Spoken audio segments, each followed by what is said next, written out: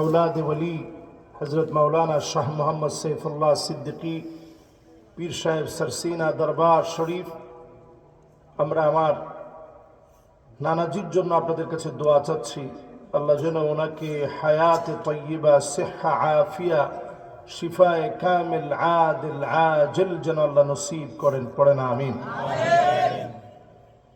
আজকের এই মাহফিলে উপস্থিত রয়েছেন ওনার সাহেবজাদা হযরত মাওলানা ইরফান সিদ্দীকী সহ আজকের মাহফিলের সম্মানিত আয়োজক জনাব ডাক্তার জাহাঙ্গীর সাহেব, হাদারাত এলাকাবাসী, ফুদালা কোরামা আইম্মা, যতজন আলেম আজকের এই মাহফিলে বসছেন, শুনছেন, এসেছেন, সম্মানিত মুরব্বীদের পাশাপাশি তারুণ্যের উচ্ছ্বাস, দিক দিগন্তের দিকপাল তরুণ প্রজন্মের আমার তরুণ ভাইয়েরা, পর্দার অন্ত আড়াল থেকে শুনছে আমার মা এবং বোনেরা, আসুন আমরা সকলে মিলে মালিকের আলিশান দরবারে মন থেকে মহাব্বত নিয়ে ভালোবাসায় সিক্ত হয়ে আল্লাহর শুকর গুজারে আদায় করি। সকলে মিলে পড়ি কালিমাতুশ শুকর আলহামদুলিল্লাহ। শীতটা আজকে একটু বেশি না, তুলনামূলক অন্যান্য দিনের চাইতে আজকে শীতটা একটু হাড় কাঁপানো শীত। এই যে মাশাআল্লাহ দেখেন, হাড় কাঁপানো কুয়াশার সাথে সাথে প্রচন্ড বেগে কুয়াশা পড়ছে। এগুলো সব আমাদের গুনাহ মাফের কারণ হয়ে যাবে ইনশাআল্লাহ। পড়ে এই মাহফিলে যে কয়জন আপনারা বসছেন, কারা কারা 50% শুনেই চলে যাবেন, টান টান করে হাতগুলো উঠায় দেখান। মাশাআল্লাহ, শুধু একটা লোক হাত তুলছে। এই এলাকার সবচেয়ে সহজ সরল মানুষ উনি, বুঝছেন আর কি? না বুঝার কোন উপায় আজকের মাহফিলে নাই তো। তাহলে আপনারা কয় পার্সেন্ট শুনবেন? আমি কিন্তু হিলারে চিহ্ন রাখছি, জেলে হাতটা উঠেছে। যতজন এই মাহফিলে আপনারা বসছেন, 60-70 নয়, 80% পর্যন্ত শুনে কারা কারা বাড়ি যাবেন হাত উঠায় দেখান। এই যে আসলে বুঝছে না ওনারা। এতক্ষণ যিনি হাত তুলছে উনি প্রথমে স্বীকারোক্তি দিয়েছে যে হুজুর আমি বেশিক্ষণ শুনতাম না। তাহলে আপনারা বলেন যে ওয়াজ শুনবেন কত পার্সেন্ট? আমাদের জাহাঙ্গীর ভাই অনেক কষ্ট করে মাহফিলটা নিয়েছে, এই সুন্দর একটা আয়োজন করেছে। আমরা 100% কারা কারা শুনে যাবো, একেবারে মোনাজাত করে হাতগুলো উঠায় আল্লাহকে দেখে। মাশাআল্লাহ, ফিসের একজন আপনি যদি হাত তুলেন তাহলে সবাই খুশি। এরপরে উড়েছে না মাশাআল্লাহ, এরপরে অর্ধেক উড়েছে যে হুজুর এটা 50 হইতে 80 হইতে কত এটা কইতে পারি না। মাশাআল্লাহ, এবার হাতগুলো নামান। তাহলে আমরা কত পার্সেন্ট শুনবো ইনশাআল্লাহ? 100%। আসুনি মাহফিল থেকে নবীজির নামে দিলের টানে মহাব্বতের সুরে একটা বার নবীজির নামে দরুদ শরীফ পড়ব। সবাই পড়েন মুহাম্মাদুর রাসূলুল্লাহ সাল্লাল্লাহু আলাইহি ওয়াসাল্লাম। সবাই পড়ছেন? চলুন আর কথা না বাড়ায়, যেহেতু অল্প সময় মাহফিল। আজকে আমরা সূরা জুমআ থেকে 8 নং আয়াতে কারিমা তেলাওয়াত করেছি। বলেন সূরাটার নাম কি? জুমআ, জুমআ, জুমআ। বলেন মাশাআল্লাহ, ছোট ছোট বাচ্চাদের উচ্চারণ অনেক সুন্দর হয় মাশাআল্লাহ, মুরব্বীদেরটাও সুন্দর হয়। সবাই মিলে বলেন তো সূরাটার নাম কি? জুমআ। বলেন মাশাআল্লাহ। তাহলে আমরা কিসের নামাজ পড়ি? জুম্মার নামাজ না, আমরা নামাজ পড়ি জুমআর নামাজ। কিসের নামাজ? আল্লাহ রাব্বুল ইজ্জাত ওয়াল জালাল ইরশাদ করেন, কুল ইন্নাল মাউতাল্লাযী তাফিরুনা মিনহু ফাইন্নাহু মুলাকীকুম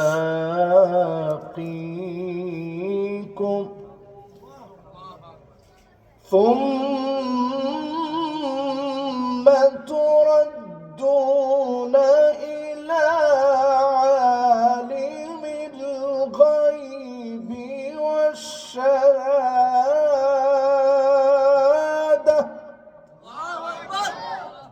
فينبئكم بما كنتم تعملون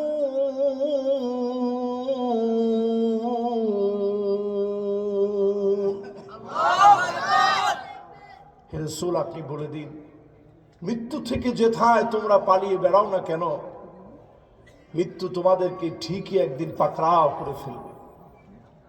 সব খবর আল্লাহ রাব্বুল আলামিন আপনার আমার সামনে তুলে ধরবেন।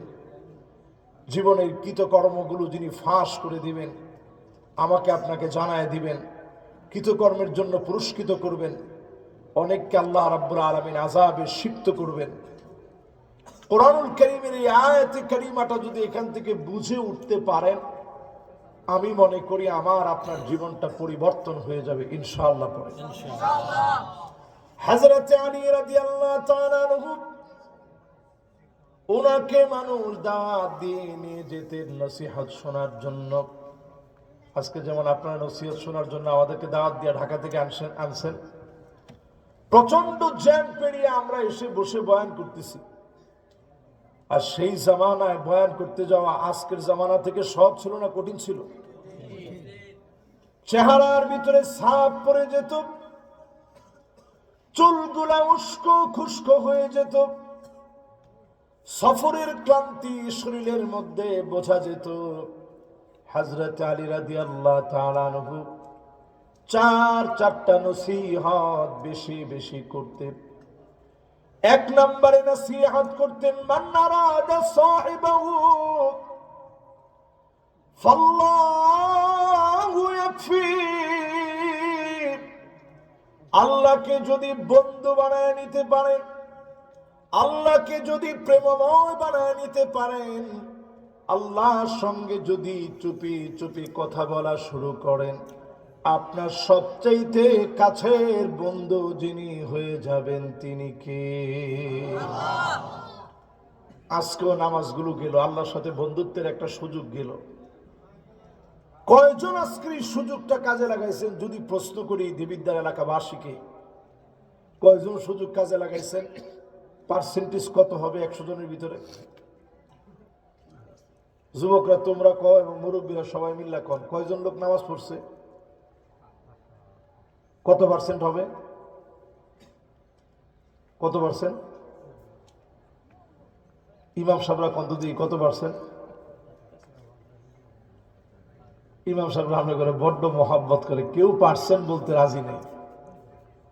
কিন্তু আমি যদি বলি আজকের ফজরের নামাজের ভিতরে মসজিদে 10 জন হইলেই তো আমরা মনে করি সুবহানাল্লাহ, 10টা লোক তো নামাজ পড়ছে। হাত্তা তুত্তাখাদাল মাসাজিদু তুরুকা, এ জমিন ধ্বংস হবে সেই সময় জমিনের লোকেরা মসজিদের সামনে দিয়ে হেঁটে হেঁটে চলে যাবে, নামাজের জন্য যাবে না, আল্লাহর সঙ্গে সম্পর্ক করবে না। এই রিলেশন যদি আপনি আল্লাহর সঙ্গে প্রতিদিন বিল্ড আপ করেন, 5 ওয়াক্ত নামাজে যদি হাজিরা দিয়ে ফেলেন, আপনার যিনি সবচাইতে কাছের হয়ে যাবে তিনি আমার আল্লাহ।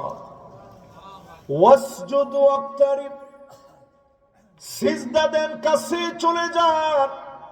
আকরাবু মা ইয়াকুনুল আবদু মির রাব্বিহি ওয়া হুয়া সাজিদুন ফাকসিরুদ দুআ। সিজদায় গিয়ে যদি অধিক পরিমাণে চুপে চুপে কথা বলেন, মাথা উঠানোর আগে যিনি আপনার দোয়া কবুল করে নেবেন তিনি কে?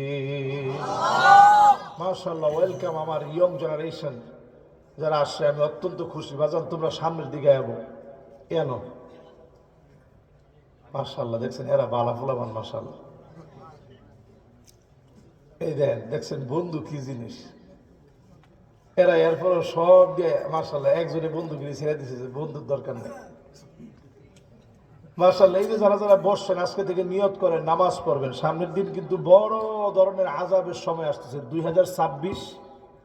আজকে আপনি মাহফিল থেকে লিখে রাখতে পারেন একেবারে অন্তরের খাতায়। ইথিওপিয়ার ভিতরে যে আগ্নেয়গিরি ফেটে পড়ল, 12,000 বছর ধরে আগ্নেয়গিরি ঘুমায়ছিল।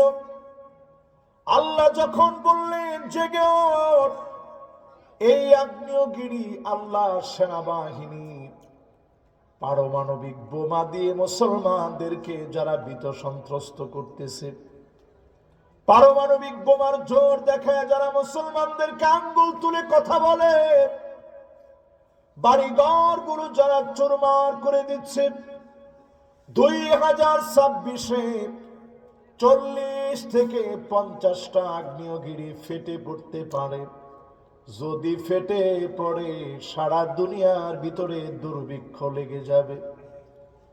করোনা আসার পরে যেমন ত্রাহি ত্রাহি করেছে, সারা দুনিয়ার লোকেরা বলেছিল বাংলাদেশ নামক দেশটা শেষ হয়ে যাবে,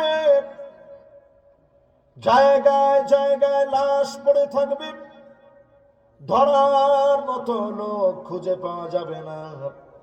আমরা দেখেছি বাংলাদেশের লোকেরা নামাজের দিকে দৌড়ে আসছে। মসজিদ বন্ধ হয়ে গিয়েছিল, বারান্দায় বারান্দায় নামাজ শুরু হয়ে গেছে, উঠানের ভিতরে নামাজ শুরু হয়েছে। ঢাকা শহরের ভিতরে বাড়ির ছাদের ভিতরে নামাজ শুরু হয়ে গেছে। মালিকের কাছে বড় দয়া লেগে গেছে, যিনি করোনা উঠায় নিয়েছেন তিনি কে? তেমন কোনো প্রোটেকশন আমাদের দেশে ছিল না বললেই চলে। দেখবেন আপনি বাংলাদেশ নামক দেশটার ভিতরে মাদ্রাসাগুলো বাহির দিক থেকে তালা লাগানো ছিল, কিন্তু ভিতরে বসে ছোট ছোট বাচ্চারা তেলাওয়াত করছে। আল্লাহর কাছে বড় মায়া লেগে গেছে। এই জন্য মালিকের সঙ্গে সম্পর্ক করে জীবনের এমন অনেক কথা আছে কাউকে বলা যায় না, সহ্য করা যায় না। মান আরাদা সাহিবাহু ফাল্লাহু ইয়াকফি। আল্লাহকে বন্ধু বানায় আল্লাহকে বলেন, দুঃখগুলা খুলে খুলে বলেন, চোখের পানিগুলা ছেড়ে দিয়ে বলেন, একদিকে বলবেন আরেক দিকে যিনি দূর করে দিবেন তিনি কে? আমরা অনেকে জানি না দোয়া কোন সময় করতে হয়। আমরা খালি মনে করি মাহফিলে আসলে আমরা দোয়া করব, এটা তো করবেনই। নামাজের জন্য আপনি বের হয়েছেন, হেঁটে হেঁটে নামাজে যাচ্ছেন, ফাহুয়া হাযুহু, ওই সময়ে আকাশের দিকে তাকায়া মনের গভীর থেকে বলেন, আল্লাহ, আমার স্ত্রীর সন্তানাদি হয় না, আমার সন্তানটা কথা শুনে না, ব্যবসায়িক পার্টনার আমাকে ক্ষতিগ্রস্ত করে ফেলেছে।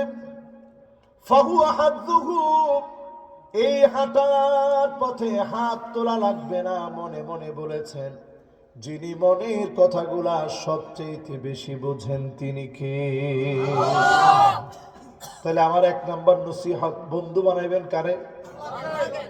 এই যে 21শে নভেম্বর, সম্ভবত 21 না 22 তারিখে, নভেম্বরের 21 অথবা 22 তারিখ জুমাবার, যে একটা ভূমিকম্প ঢাকার মধ্যে আঘাত হানল, 5.7 মাত্রার ভূমিকম্প, সারাটা ঢাকা শহর একটা ঝাঁকুনিতে কেঁপে উঠছে।